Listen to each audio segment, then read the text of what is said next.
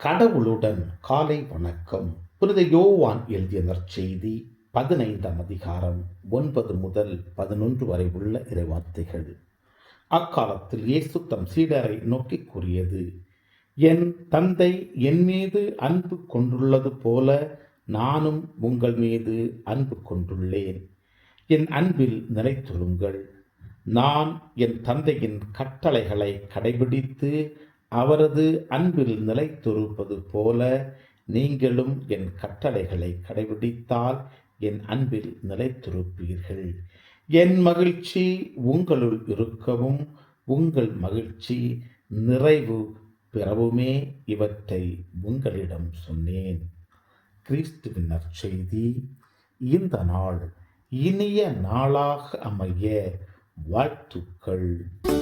பல பல பல புதுமைகள், பெருமைகள், இனிமைகள் இறங்கிய நல்ல நாள், ஒரு நல்ல நாள், நம் தேவன் தந்த நாள். இது நல்ல நாள், ஒரு நல்ல நாள், நம் தேவன்